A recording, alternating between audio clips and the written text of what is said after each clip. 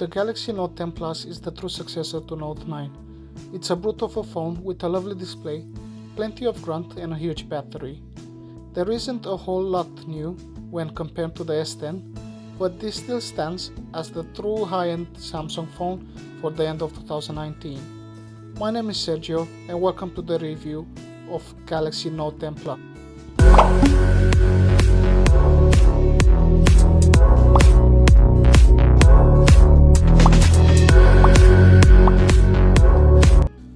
The Samsung Galaxy Note 10 Plus is available to buy right now.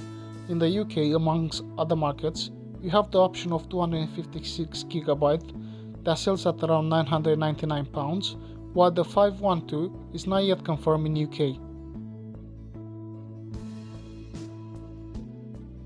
When it comes to the cameras, the Note 10 Plus has 3 cameras.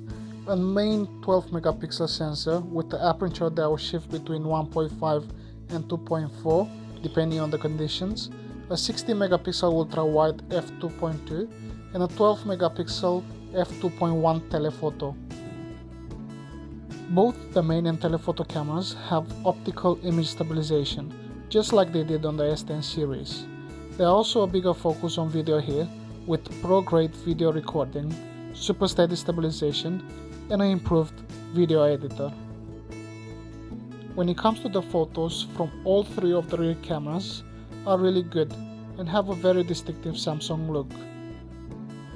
Colors, especially reds and greens, are super bright and vivid, popping right off the OLED display. But enough about the camera, let's go to the design of the Galaxy Note 10 Plus. While Samsung Galaxy S series offers mass appeal, the Note line has always catered a more niche audience. As a result, it allows Samsung to take more risks, most evident by sheer size. The Aura Glow model is quite the looker. The shimmering bluey silver colors looks different depending on how the lights hit it, and it reminds me a lot of the Huawei P30 Pro. And as nice as it does look though, the back remains an absolute fingerprint magnet, as you can see in the video in front of you. But enough about the body, let's talk screen. The 6.8-inch display covers the majority of the front of the Note 10 Plus, curving steeply at the sides to give it that all-screen feel.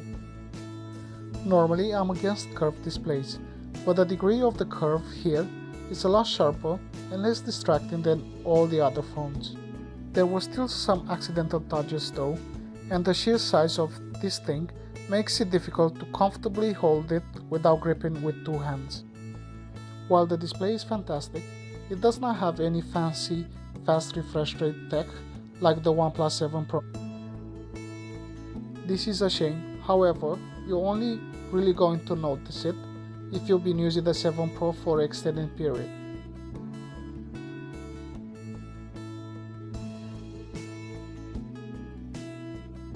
Also, there's still a small cutout hiding the front camera, but it is far less distracting than on the S10 and Samsung S10 Plus. The colors and punch of a Samsung OLED really are still some of the best in the business, and the Note 10 Plus display is easily up there with the best displays on the market. Also, there's support for HDR10 and HDR10 Plus, with Samsung claiming that AMOLED panel can go above 1000 nits.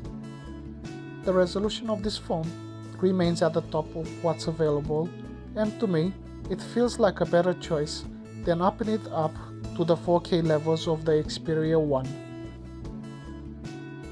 And also, when it comes to the performance of this phone, I don't think there's any other phone that comes even close to this phone. The chipset has been paired with 12GB of RAM, and you can pick between 256 and 512GB internal storage.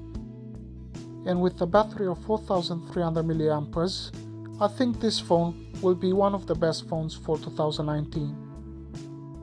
I would like to thank you for staying until the end of the video, and if you did like the video, hit the subscribe button. And until next time, peace out.